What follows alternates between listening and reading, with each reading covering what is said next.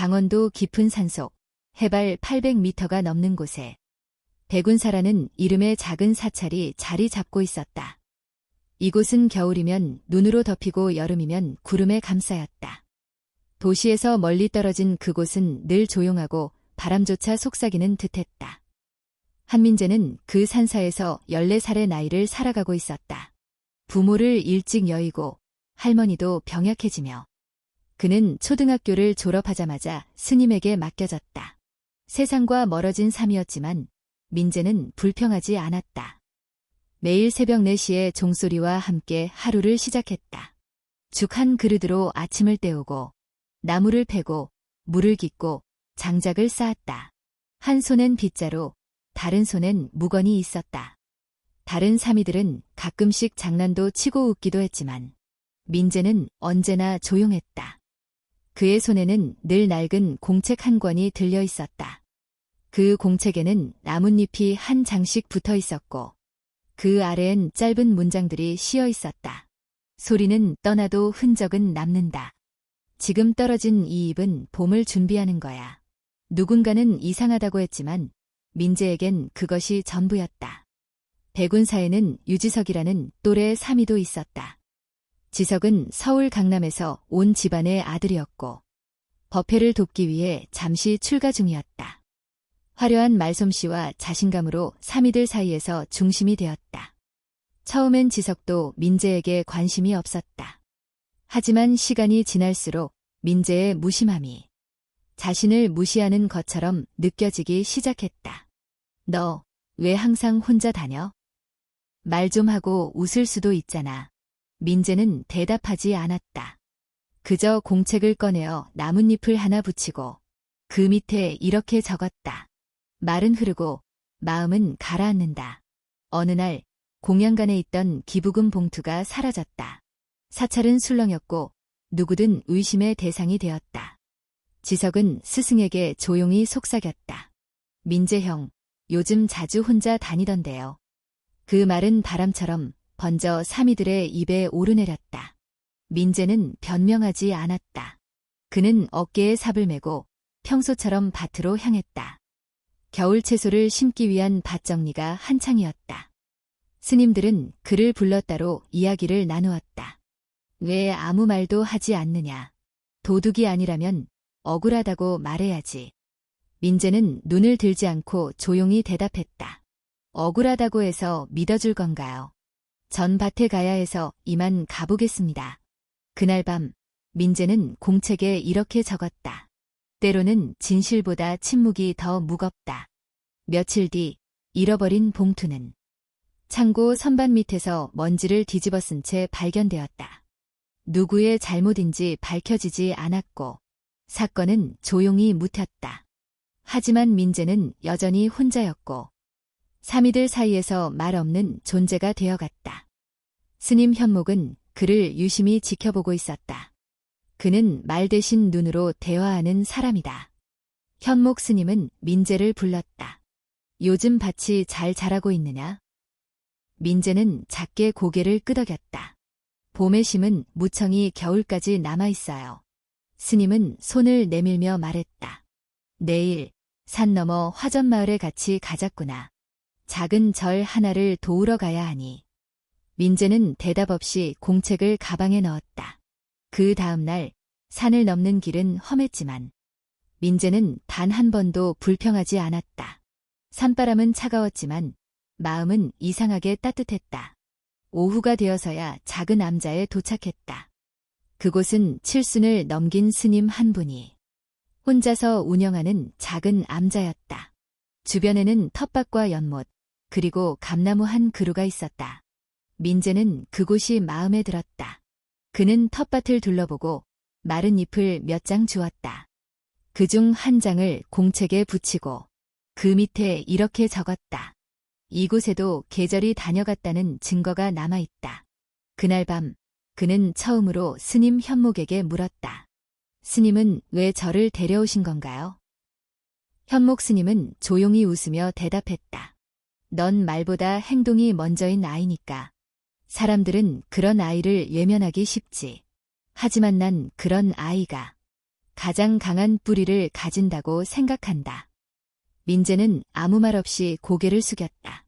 그의 눈에 감나무 위에 남은 단 하나의 감이 들어왔다.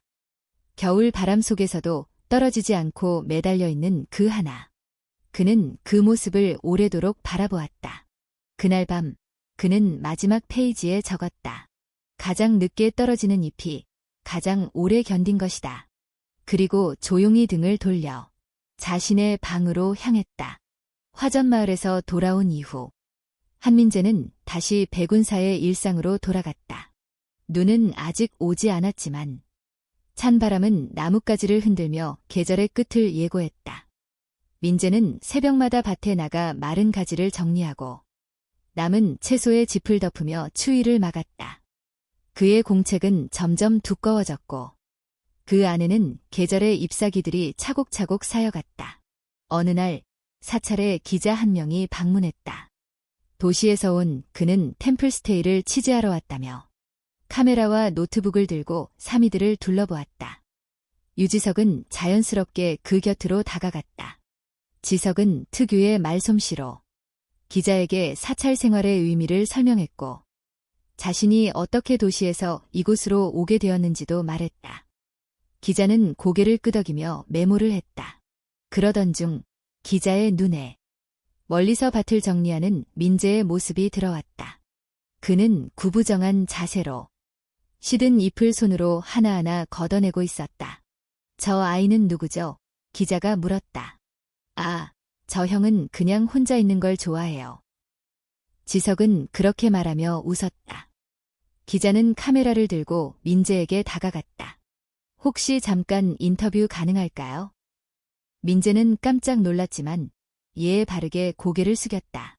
저는 그냥 일하는 중이라. 조금만요. 뭘 하고 계신 건가요? 민재는 밭을 가리키며 말했다. 겨울 지나고 봄 되면 여기다 다시 심으려고요. 지금은 뿌리만 남겨두는 작업 중입니다. 기자는 흥미를 느끼며 질문을 이어갔다. 공책이 보이네요. 거기엔 뭐가 적혀 있나요? 민재는 잠시 망설이다가 한 장을 펴 보여주었다. 거기엔 낙엽 한 장과 짧은 문장이 적혀 있었다.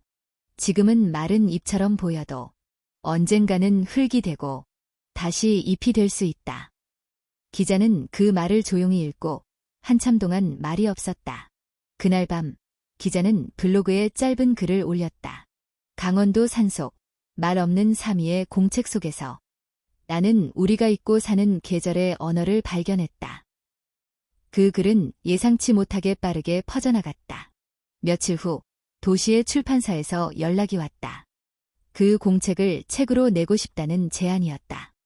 현목 스님은 제안을 민재에게 전하며 이건 너의 결정이야 라고만 말했다. 민재는 공책을 가만히 바라보았다. 자신의 생각을 적은 것들이 누군가에게 위로가 되었다는 건 고마운 일이었다. 하지만 동시에 두려움도 느껴졌다. 내 이야기가 세상에 나가도 되는 걸까? 아직 나는 아무것도 완성하지 않았는데 그는 그렇게 생각하며 공책의 마지막 장을 넘기지 못한 채 닫았다. 며칠 뒤 출판사 대표가 직접 사찰을 방문했다. 그는 민재에게 손을 내밀며 말했다. 민재군, 당신의 글은 단순한 말이 아니라 세상에 필요한 쉼표 같아요. 우리의 세계는 너무 바쁘고 너무 시끄럽습니다. 당신 같은 조용한 아이가 남긴 기록이 많은 사람에게 위로가 될 수 있어요. 민재는 그 말을 들으며 다시 한번 고민에 빠졌다. 그날 밤 그는 공책을 펼쳐 한 장에 잎을 붙였다. 그리고 아래에 이렇게 적었다. 빛을 받지 않아도 자라는 나무가 있다. 그는 그 문장을 바라보며 생각했다.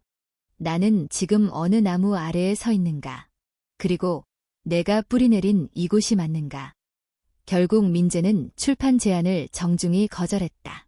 그는 책보다 밭을, 마이크보다 조용한 새벽을 선택했다. 현목 스님은 그 선택을 조용히 지지해 주었다. 세상엔 두 종류의 말이 있단다. 하나는 울려 퍼지는 말, 또 하나는 마음속에서 오래 남는 말이지. 너는 후자에 더 가까운 아이로구나. 다음 날 민재는 공책에 새로운 잎을 붙이며 그 아래에 이렇게 적었다. 누군가는 말하지 않아도 남는다. 그건 침묵이 아니라 더 깊은 언어다. 출판 제안을 거절한 후 한민재의 일상은 다시 평온하게 흘러갔다. 하지만 어딘가 달라진 기류가 느껴졌다. 그의 이름을 아는 외부인들이 점점 늘어나기 시작했다. 블로그 글이 SNS를 타고 번지면서 조용한 3위의 공책은 일부 사람들에게 영감과 위로의 상징이 되었다. 사찰로 편지와 작은 선물들이 도착하기 시작했다. 누군가는 자신이 겪은 상실의 고통을 털어놓았고, 누군가는 단순히 당신의 문장이 좋았다고 적었다. 봉투에는 수줍은 메모, 그리고 말린 꽃이나 나뭇잎이 담겨 있었다. 민재는 그런 편지를 읽고도 그다지 큰 표정을 짓지 않았다. 그는 여전히 밭을 돌보고 새벽마다 마른 풀을 태우며 하루를 열었다. 하지만 마음 한구석이 조금씩 달라지고 있었다. 내가 아무 말 없이 살아온 시간들이 누군가에게 닿고 있다는 건 기분이 묘하다. 그러던 어느 날 서울의 한 대형 방송국에서 연락이 왔다. 다큐멘터리 시리즈 조용한 시간 내에 주제인물로 민재를 소개하고 싶다는 내용이었다. 현목 스님은 다시 민재에게 묻지 않았다. 그저 다과 한 상을 차려놓고 민재와 마주 앉아 따뜻한 차를 따랐다. 한참의 침묵 후 스님이 입을 열었다. 세상은 때로 조용한 것을 궁금해하더구나. 하지만 궁금하다는 이유만으로 모든 것을 보여줄 필요는 없단다. 민재는 고개를 천천히 끄덕였다. 며칠 뒤 방송국의 PD가 사찰을 찾았다. 그는 조심스럽고 진심 어린 태도로 민재의 일상을 촬영하고 싶다고 말했다. 카메라는 그의 삶을 꾸미지 않고 담겠다고 했다. 민재는 생각 끝에 제안을 받아들였다. 단, 조건을 걸었다. 밭에서 일하는 모습만 찍어주세요. 말은 하지 않겠습니다. PD는 의아해했지만 결국 그 조건을 받아들였다. 촬영은 이틀에 걸쳐 진행되었고 민재는 말없이 흙을 만지고 물을 주고 잎을 닦았다. 방송이 나간 후 한동안 사찰은 평소보다 조금 분주해졌다. 사람들은 조용히 찾아와 명상을 체험하고 밭 옆을 서성이며 무언가를 느끼려 했었다. 유지석은 그 풍경을 보며 말했다. 형은 아무것도 안 했는데 세상은 형을 이렇게 특별하게 봐요. 난 말도 잘하고 뭘 많이 해도 말끝을 흐린 지석에게 민재는 공책을 한 장 펼쳐 보였다. 그 위에는 작은 소립 한 장이 붙어 있었고 그 아래 이렇게 적혀 있었다. 가장 얇은 잎도 가장 오래 흔들릴 수 있다. 지석은 고개를 숙이며 씩 웃었다. 역시 말보다 이게 낫네요. 둘은 말없이 밭 끝자락을 함께 걸었다. 그러나 유명세는 언제나 부담을 안고 온다. 민재의 이름을 이용하려는 외부 단체들이 스님들에게 후원이나 협업을 제안하기 시작했다. 그들의 말은 항상 선한 목적을 강조했다. 청소년 명상 프로젝트에 앞장서주세요. 지속 가능한 농업 캠페인에 얼굴이 되어주세요. 한민재 3위의 이야기는 브랜드 가치를 높일 수 있습니다. 스님들은 거절하거나 미뤘지만 부담은 쌓여갔다. 심지어 일부 3위들은 속으로 민재를 질투하기 시작했다. 왜 그 형만 특별 대우를 받지? 조용하면 다 좋은 거야. 민재는 그런 말들을 들어도 표정 하나 바꾸지 않았다. 그는 여전히 새벽에 가장 먼저 일어나고 밤에는 마지막으로 등을 끄는 사람이었다. 하지만 어느 순간부터 그의 공책이 더 이상 두꺼워지지 않았다. 나뭇잎은 계속 떨어지는데 붙이는 손이 멈춘 것이었다. 현목 스님은 그 사실을 눈치챘다. 그리고 어느 날 민재를 조용히 불렀다. 요즘은 나뭇잎을 붙이지 않더구나. 마음속에 무거운 것이 생긴 거니? 민재는 한참을 말없이 있다가 조용히 입을 열었다. 스님, 저는 그냥 조용히 살고 싶었어요. 그런데 사람들이 그 조용함을 가져가려 해요. 이 조용함은 저한테만 의미 있는 거였는데 이젠 누구 것인지 모르겠어요. 스님은 그의 눈을 바라보며 말했다. 조용함도 나눌 수 있단다. 단, 조건이 있다면 그 조용함을 지키기 위한 마음도 같이 나눠야 해. 그날 밤, 민재는 공책의 빈 페이지에 다시 조심스럽게 잎사귀 하나를 붙였다.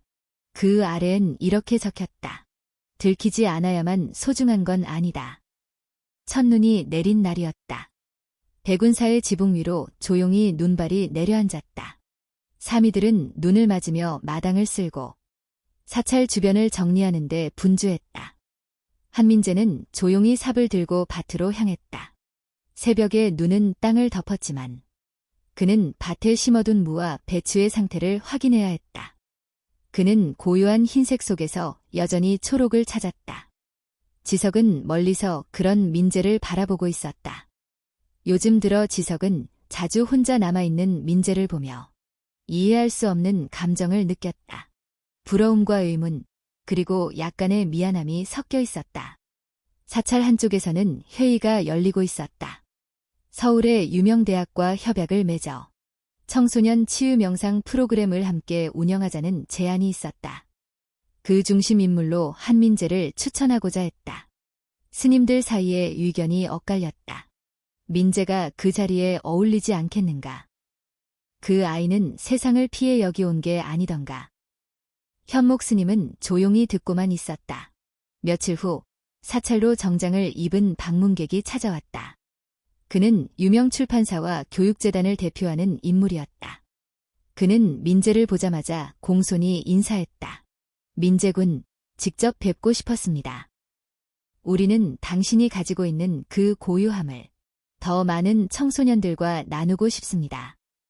당신의 하루를 영상으로 제작하고 책도 함께 출간하는 프로젝트를 제안드리고자 합니다. 민재는 아무 말 없이 고개를 숙였다. 그는 그 자리에서 대답하지 않았다. 현목 스님은 대신 말했다. 그 아이는 빨리 말하지 않아요. 시간을 주세요. 민재는 그날 밤 공책을 꺼내 나뭇잎을 붙이려다 멈췄다. 그는 페이지를 넘기고 넘기며 마치 무언가를 다시 찾고 있었다. 그는 결국 한 장의 낡은 페이지를 펼쳤다. 거기엔 오래전 붙인 은행잎과 함께 이런 문장이 적혀 있었다. 세상의 중심이 되려는 잎은 바람에 가장 먼저 떨어진다. 그는 그 문장을 손끝으로 더듬었다. 그리고 그 아래에 다시 썼다. 하지만 떨어져야 비로소 흙이 될 수 있다. 그 문장은 자신에게 묻는 말 같았다. 며칠 뒤 사찰의 청소 도중 공양관에서 보관하던 봉투 하나가 사라졌다. 그 안엔 프로그램 준비를 위한 기금 일부가 들어있었다. 사미들은 술렁였고 분위기는 금세 무거워졌다. 누군가 조용히 말했다. 요즘 민재 형이 공양관에 자주 들렀는데. 지석은 그 말을 듣고 멍하니 있었다. 자신이 그 말의 무게를 알고 있었기 때문이다. 민재는 다시 불려갔다. 하지만 이번에는 말없이 앉아있지 않았다. 그는 조용히 공책을 꺼내 펼쳐 보였다. 그리고 말했다. 전 아무것도 훔치지 않았습니다. 하지만 또 제가 의심받게 되었네요. 이제는 그 이유가 뭔지 잘 압니다. 조용한 사람은 증명하기 어려우니까요. 그 말은 칼날처럼 스님의 가슴을 찔렀다. 현목 스님이 조용히 자리에서 일어났다. 이번엔 모두 자리에 돌아가게. 진실은 시간이 보여줄 것이다.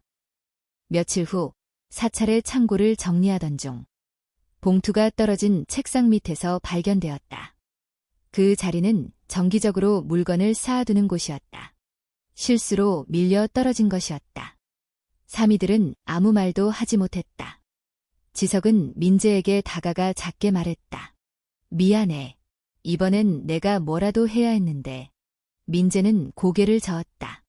넌 아무 말 안 했지만 그게 이번엔 가장 필요한 말이었어.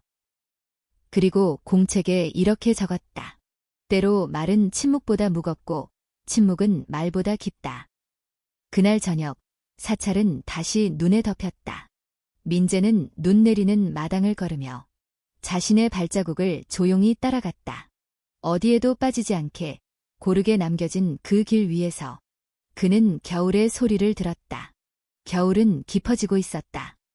한민재의 공책은 여전히 조용히 자리를 지키고 있었고 그 안의 잎사귀들은 변함없이 무게없는 글씨들과 함께 쌓여갔다.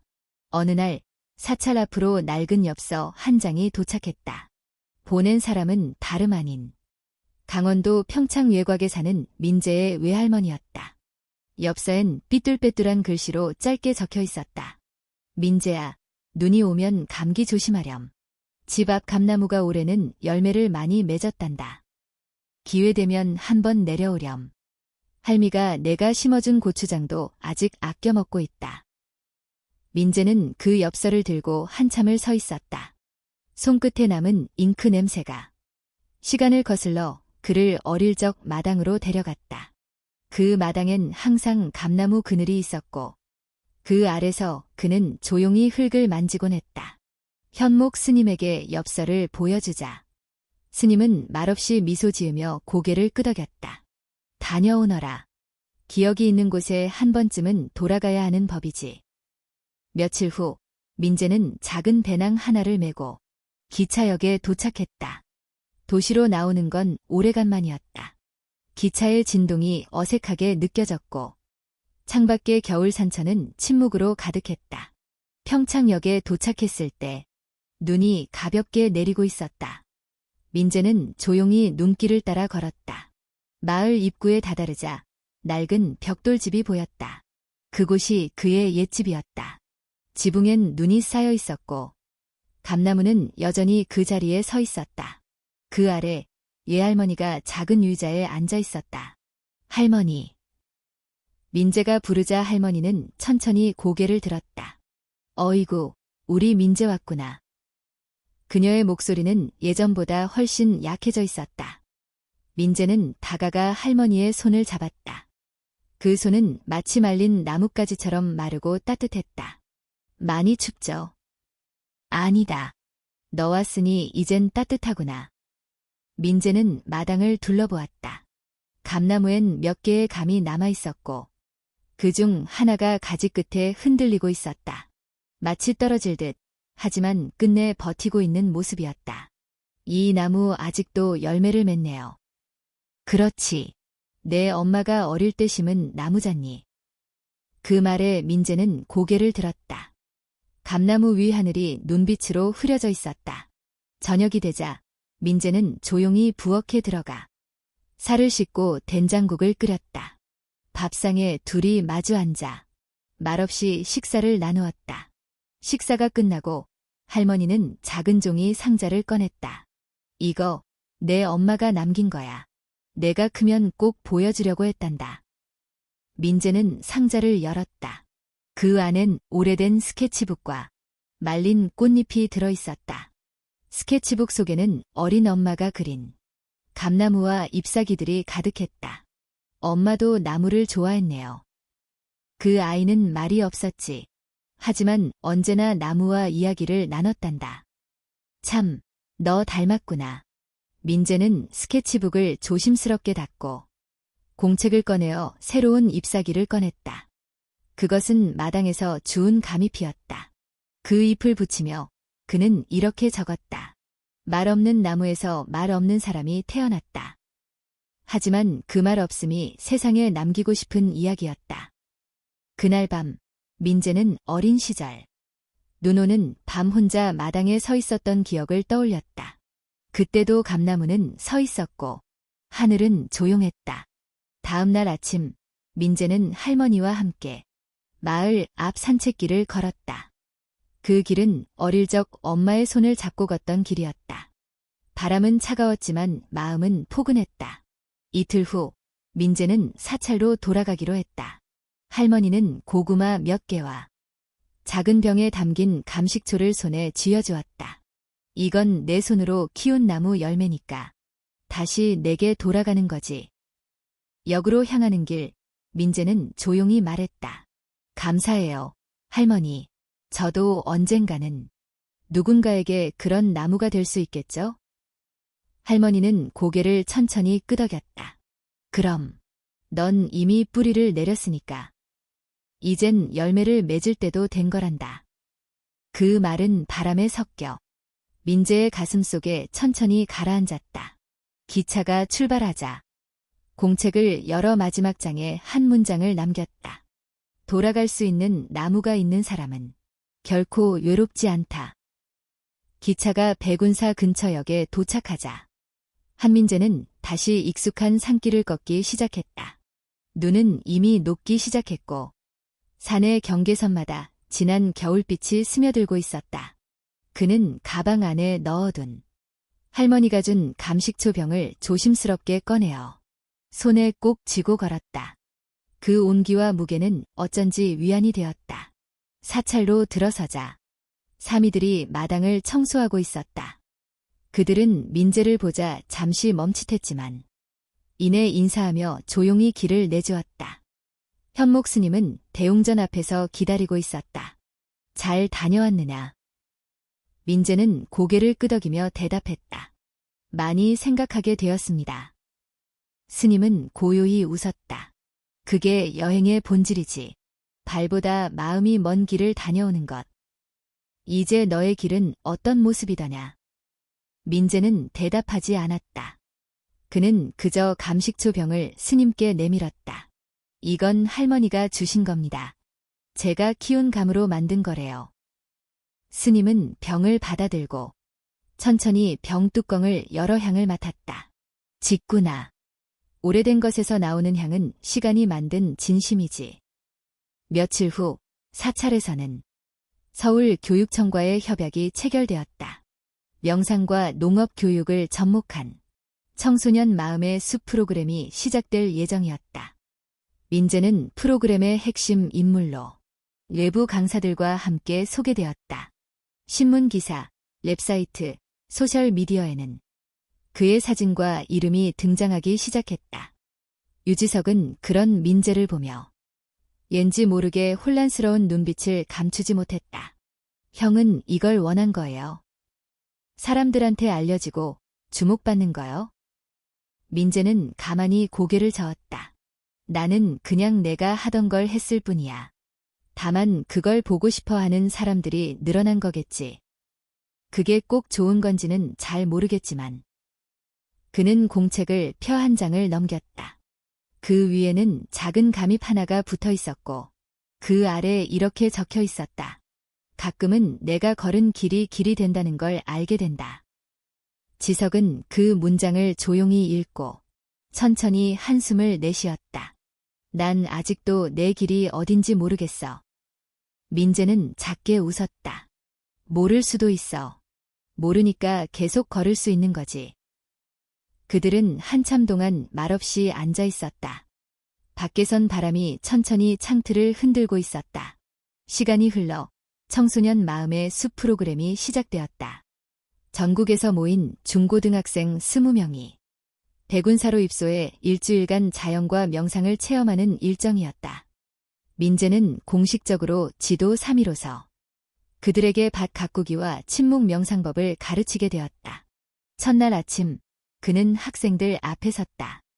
하지만 한마디도 하지 않고 공책을 꺼냈다. 그는 공책을 펼쳐 한 페이지를 보여주었다. 그 위에는 낙엽 하나와 짧은 글이 있었다. 말을 잊어야 들리는 소리가 있다. 학생들은 처음엔 어리둥절했지만 이내 흙을 만지고 잎을 줍고 물을 주면서 자신들의 리듬을 찾기 시작했다. 누군가는 조용히 울었고 누군가는 처음으로 말없이 웃었다. 프로그램이 절반쯤 진행되던 날, 서울에서 한 방송팀이 방문했다. 교육청과의 협약 홍보를 위한 촬영이었다. 민재는 처음엔 참여하지 않으려 했다. 그러나 학생 중 한 명인 고등학교 2학년 소녀 윤서가 그를 붙잡았다. 선생님, 저 집에서 말이 안 통했어요. 근데 여기 와서야 처음으로 숨이 쉬어졌어요. 제 이야기가 세상에 닿을 수 있다면 그건 누군가의 문이 될 수도 있잖아요. 그 말에 민재는 처음으로 망설였다. 그리고 조용히 카메라 앞에 섰다. 그는 긴 말 대신 자신의 공책을 한 장 펼쳐 보이며 말했다. 이건 제가 몇 년 동안 모은 잎입니다. 그 잎들은 모두 계절이 지나갔다는 증거입니다. 누구나 자기 안에 계절이 있습니다. 겨울이 온다고 끝이 아니고 여름이라고 완전한 것도 아닙니다. 우리는 그저 그 계절을 견디는 중입니다. 방송이 끝난 뒤 민재는 조용히 공책에 새 잎을 붙였다. 그 아래엔 이렇게 적혔다. 누군가의 계절을 인정하는 순간 우리는 조금 더 따뜻해진다. 청소년 마음의 숲 프로그램이 마무리되던 주말. 백운사에는 마지막 눈이 내리고 있었다. 학생들은 눈밭에서 손을 모아 눈사람을 만들었고 그 곁에서 민재는 조용히 그 모습을 지켜보았다.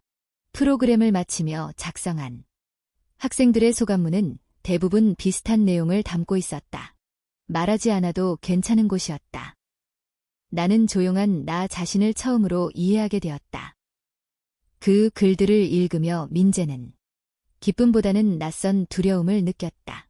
내가 의도하지 않은 방식으로 누군가에게 의미가 되고 있다는 것. 그건 과연 좋은 일일까? 아니면 또 다른 책임을 의미하는 걸까? 그는 그날 밤 공책을 펼쳐 오랜만에 아무 말 없이 빈 페이지를 넘겼다.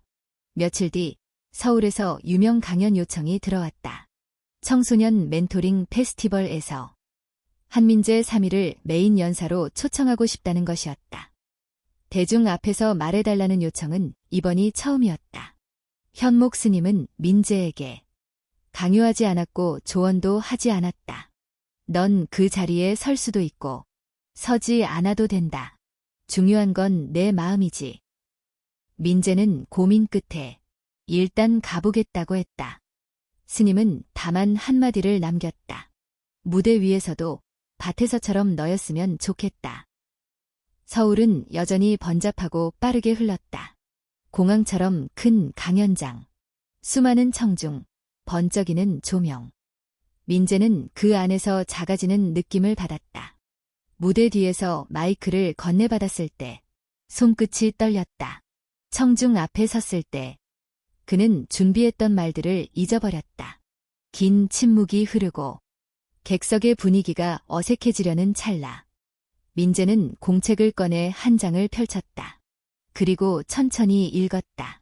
고요 속에서 자란 생각은 결코 큰 소리로 외치지 않는다. 하지만 그 생각은 가장 오래 남는다. 청중은 조용히 귀를 기울였다. 그는 더 이상 말을 잇지 않았다. 그저 고개 숙여 인사한 뒤 무대를 내려왔다. 그 침묵은 누군가에게 감동이었고 누군가에겐 실망이었다. 이튿날 온라인상에는 다양한 반응이 쏟아졌다. 진심이 느껴졌다. 한편의 시 같았다는 반응도 있었지만 실망이다. 준비 부족 아니냐는 비판도 이어졌다. 민재는 그런 글들을 읽으며 스스로를 의심하기 시작했다. 나는 정말 이 모든 관심을 받을 자격이 있을까? 그저 조용히 살고 싶었던 나였는데 그날 밤 그는 공책을 꺼냈지만 아무 입도 붙이지 못했다. 빈 페이지 앞에서 손끝은 머뭇거렸고 생각은 멈춰 있었다. 다음 날 아침 민재는 밭에 나가지 않았다. 사미들이 이상하게 여길 만큼 그는 방에만 머물렀다. 지석이 조심스럽게 문을 두드렸다. 형, 밭에 안 나가요? 내일 모레 서울 방송국에서 또 인터뷰 온다는데. 민재는 대답하지 않았다. 지석은 방 안으로 들어와 민재 옆에 앉았다. 한참을 말없이 앉아 있다가 그가 말했다. 형, 나 어릴 때 어른들 기대에 눌려서 지친 적 있어. 그때 누가 내 얘기 들어줬다면 조금은 달라졌을지도 몰라. 지금 형이 그 얘기를 들어주고 있는 거야. 그게 꼭 완벽하게 말 잘하고 멋져야 할 필요는 없어. 그냥 거기 있어주는 것만으로도 충분해. 민재는 천천히 고개를 들었다. 근데 내가 여기 있는 게 나 때문이 아니라 사람들 때문인 것처럼 느껴져. 그게 제일 두려워. 지석은 웃으며 말했다. 형이 아니었으면 나도 아직 조용한 게 틀린 줄 알았을 거야. 형은 그냥 형이면 돼. 그날 밤 민재는 오랜만에 공책에 새로운 잎을 붙였다. 이번엔 바람에 날아간 소립 하나였다. 그리고 이렇게 적었다. 나를 흔드는 바람조차 결국 내 일부가 된다. 늦겨울의 바람은 조금 더 부드러워졌고 백운사의 밭은 얼어붙은 흙 사이로 작은 초록을 밀어 올리기 시작했다. 그 변화는 조용했지만 확실했다. 한민재도 천천히 일상으로 돌아왔다.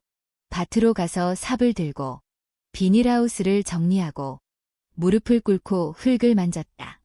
손끝에 닿는 차가운 감촉, 옷깃 사이로 스며드는 바람. 모든 게 익숙하면서도 새로웠다. 그는 다시 한 장씩 잎을 모으기 시작했다. 공책의 빈 페이지는 더 이상 두려움의 상징이 아니었다. 이젠 그 여백조차 의미의 일부였다. 비워야 채울 수 있다는 말을 그는 몸으로 이해하게 되었다. 하지만 그런 회복의 리듬은 늘 오래 지속되는 법이 없었다. 3월 중순 한 통의 전화가 사찰로 걸려왔다. 민재의 외할머니가 병원으로 이송되었다는 연락이었다. 심장은 약해졌고 며칠째 식사도 거의 하지 못한 상태라고 했다. 민재는 말없이 삽을 내려놓고 손에 묻은 흙을 천천히 털어냈다. 현목 스님은 따로 묻지 않았다. 그는 민재의 눈빛만 보고도 지금 어떤 선택이 필요한지 이미 알고 있었다. 민재는 그날 밤 기차를 타고 다시 평창으로 향했다. 눈 대신 봄비가 내리는 밤이었다. 창밖은 젖었고 마음도 함께 젖어갔다. 병실은 조용했다. 외할머니는 창가 침대에 누워 희미한 숨소리를 내고 있었다. 민재가 들어서자 그녀는 눈을 떴다. 왔구나, 민재야. 그녀의 목소리는 아주 작았지만 그 안엔 오랜 기다림이 담겨 있었다. 민재는 손을 잡았다. 할머니, 저예요. 응, 잘 알고 있지. 내 새싹 같던 아이가 이제 이렇게 큰 나무가 되었구나. 민재는 아무 말 없이 그 손을 오래도록 감싸 쥐었다. 시간이 멈춘 것 같은 밤이었다. 의사도 간호사도 아무 말이 없었다. 그녀는 갑자기 작게 중얼거렸다. 집 마당에 있는 감나무는 올해도 꽃을 피우겠지. 내 엄마가 그리던 그림 속 잎처럼 말이다. 그 말에 민재는 주머니에서 공책을 꺼내 할머니가 가장 좋아했던 감입 한 장을 붙였다. 그리고 바로 그 아래 연필로 이렇게 적었다. 꽃이 진 자리에 열매가 맺히듯 사라지는 이도 무언가를 남긴다. 그날 새벽 할머니는 조용히 숨을 거두었다. 소리 없는 작별이었지만 그 안엔 평온이 있었다. 민재는 눈물 없이 그녀의 이마를 어루만졌다. 장례는 소박하게 진행되었다. 마을 사람 몇 명과 이웃 노인들, 그리고 민재 혼자. 그는 감나무 아래 작은 돌을 하나 놓았다. 여기 머물러 간 한 사람. 그 잎의 기억을 품고 남은 나무가 되리라. 돌에는 아무 글자도 새기지 않았지만 민재는 속으로 그렇게 읊조렸다. 사찰로 돌아오는 길. 그는 마음이 비워지는 느낌을 받았다. 상실의 공허함이라기보단 한 시절이 완성되었다는 감각에 가까웠다. 도착하자마자 그는 밭으로 향했다. 그날따라 하늘은 맑고 바람은 잔잔했다. 지석이 멀리서 손을 흔들었다. 형, 밭에 봄나물이 올라왔어요. 민재는 작게 웃으며 걸어갔다. 무릎을 꿇고 싹을 살피던 그 순간 주머니 안에 공책이 자연스레 손에 잡혔다. 그는 새 페이지를 열었다. 이번엔 잎이 아니라 작은 씨앗 하나를 테이프로 고정했다. 그 아래 조용히 적었다. 잎은 기억이고 씨앗은 약속이다. 남겨진 자는 두 가지를 모두 품고 산다.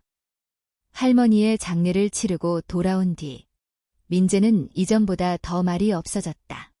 하지만 그 침묵은 상실 때문이 아니라 무언가 깊은 결심을 다지는 듯한 조용함이었다. 그는 매일 밭으로 나가고 햇빛이 드는 마당에서 무건 명상을 했다. 공책에는 더 이상 잎사귀를 붙이지 않았다. 대신 빈 페이지를 그대로 넘겼다. 지석은 그 모습을 유심히 지켜보다가 어느 날 저녁 조심스럽게 물었다.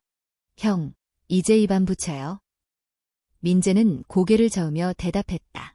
이제는 붙이지 않아도 내 안에 남아있다는 걸 알게 됐어. 눈에 보여야만 기록이 되는 건 아니니까. 지석은 그 말에 아무 대답도 하지 못했다. 그날 밤 민재는 현목 스님과 단둘이 대용전 뒷마당을 걸었다. 달빛은 부드럽고 바람은 차분했다. 스님은 한참을 걷다가 입을 열었다. 너에게 새로운 제안이 왔다. 서울의 한 대학에서 삶과 침묵이라는 교양 강의에 게스트 강연자로 초청하고 싶다고 하더구나. 민재는 걸음을 멈추었다. 스님은 민재를 바라보며 덧붙였다. 이번엔 단 하루, 단 1시간의 강연이다.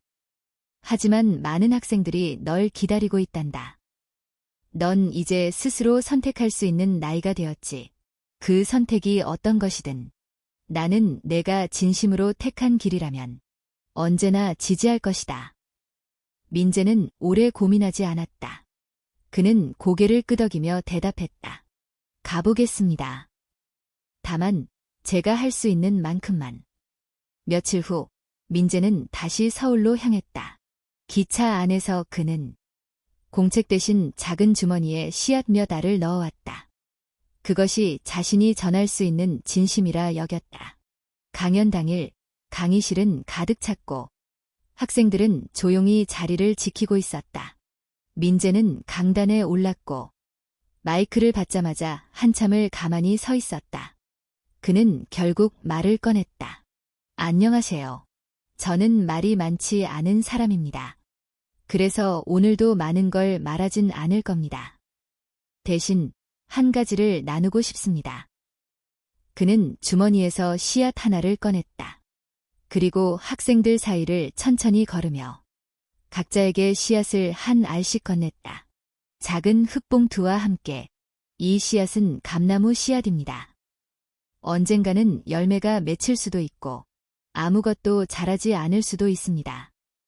하지만 그건 중요하지 않습니다. 중요한 건 당신이 그 씨앗을 어떻게 바라보느냐입니다. 버려도 괜찮고 심어도 괜찮습니다. 그게 바로 당신의 선택이니까요.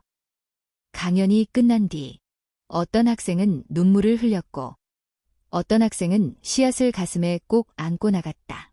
민재는 따로 박수도 환호도 바라지 않았다. 학교 측에서는 그의 이야기를 책으로 펴내자고 했다. 영상으로 남기자는 제안도 들어왔다. 그는 모두 정중히 거절했다. 이미 전할 수 있는 건 다 전했습니다. 나머지는 그들의 시간 속에서 자라날 겁니다. 서울에서 돌아온 민재는 밭 한가운데 작은 표지판을 세웠다. 거기엔 연필로 이렇게 적혀 있었다. 이곳에서 누군가의 계절이 시작됩니다. 그리고 그는 공책의 한 장을 조용히 넘겼다. 그 페이지에는 글도, 잎도, 씨앗도 없었다. 그는 그 여백을 오래 바라보다가 그저 한 줄을 남겼다. 나는 이제 남겨진 것이 아니라 머물기로 선택한 사람이다. 봄은 조용히 백운사 골짜기를 채우고 있었다. 새싹이 터지고 아지랑이가 돌며 개울물은 다시 흐르기 시작했다. 한민재는 여전히 매일같이 밭을 돌보았다. 하지만 그의 손놀림에는 예전보다 조금 더 여유와 확신이 담겨 있었다. 그는 기다릴 줄 아는 사람이 되어 있었다. 공책도 어느덧 마무리를 향해 가고 있었다. 이제 몇 장 남지 않은 페이지에는 더 이상 꾸밈이나 주저함이 없었다. 그의 글씨는 작고 단단했다. 그러던 어느 날, 한 무리의 학생들이 사찰을 방문했다. 그중 몇 명은 서울 강연에서 씨앗을 받은 이들이었다. 그들은 조심스럽게 민재를 찾아와 자신의 이야기를 전하기 시작했다. 그 씨앗, 저는 화분에 심었어요. 싹이 났는지는 아직 모르겠지만 매일 물을 줘요. 전 솔직히 그냥 서랍에 넣어뒀어요. 근데 가끔 꺼내서 보게 되더라고요. 그게 꼭 식물이 아니더라도 제 안에 무언가를 심은 느낌이었어요. 민재는 그저 조용히 듣고 있었다. 그들의 말은 그의 말보다 훨씬 길고 복잡했지만 그 안엔 진심이 있었다. 그날 밤 민재는 공책의 마지막 페이지를 펼쳤다. 그는 거기에 아무것도 붙이지 않았다. 그저 창문을 열어 밤 공기와 함께 빈 페이지를 마주했다. 그리고 조용히 글을 남겼다. 나뭇잎이 지는 이유는 끝나기 위해서가 아니라 다시 시작하기 위해서이다. 며칠 후 현목 스님이 민재를 불렀다. 이제 넌 너만의 결을 가진 사람이 되었구나.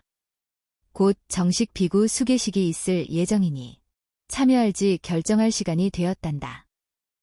민재는 그 말을 듣고 한참을 생각했다. 그동안 그는 사미로서 살아왔지만 비구가 된다는 건 이 길을 평생의 길로 삼겠다는 의미였다. 며칠을 침묵 속에 보내던 민재는 이른 새벽 혼자 산길을 올랐다. 그는 늘 그렇듯 답을 말로 찾지 않고 침묵 속에서 찾고자 했다. 산 위에 올라선 민재는 멀리 펼쳐진 백운사의 지붕을 내려다보았다. 그리고 그 너머로 지금까지 걸어온 시간들을 떠올렸다. 어릴 적 외로움 속에 떠밀려 이곳에 온 자신, 나뭇잎을 붙이며 스스로를 이해해갔던 날들, 누군가의 기대와 시선에 흔들리던 순간들, 그리고 잃고 다시 얻은 관계와 믿음. 그는 이제 알고 있었다. 자신이 머문 이곳은 피난처가 아니었다. 이곳은 그가 스스로 뿌리내린 땅이었다. 그는 산 아래로 내려와 스님의 방 앞에서 조용히 엎드렸다. 그리고 고개를 숙인 채 말했다. 저는 남겠습니다. 수계식 날, 민재는 삭발을 하고 법복을 입었다. 그를 지켜보는 사미들과 지석의 눈에는 눈물이 고여 있었다. 민재는 모두에게 인사하며 말했다. 저는 누군가의 소리가 되지는 못하겠지만 누군가의 고요가 될 수는 있을 겁니다. 그 고요 속에서 다시 피어나는 잎이 있기를 바랍니다. 공책은 더 이상 쓰이지 않았다. 하지만 민재는 여전히 나뭇잎을 모았다. 밭옆, 창가, 그리고 아이들의 손에. 그 잎들은 이제 책이 아니라 삶 위에 놓였다. 그는 가끔 도시로 나갔다. 누군가의 강의에 초대받기도 했고 누군가의 상실 앞에서 조용히 앉아 있어주기도 했다. 그러나 그는 언제나 다시 백운사로 돌아왔다. 어느 봄날 한 소년이 사찰을 찾아왔다. 혼자 말없이 앉아있던 아이는 민재에게 다가와 물었다. 여기선 왜 아무도 말하지 않아요? 민재는 작게 웃으며 대답했다. 여기선 말이 없을수록 더 많은 게 들리거든. 소년은 고개를 갸웃했지만 그 말이 이상하게 따뜻하게 느껴졌다. 그날 밤 민재는 창을 열고 봄바람에 실려온 나뭇잎 하나를 책상에 올려두었다. 그리고 이렇게 속으로 중얼거렸다. 이제 나는 더 이상 겨울의 끝을 두려워하지 않는다.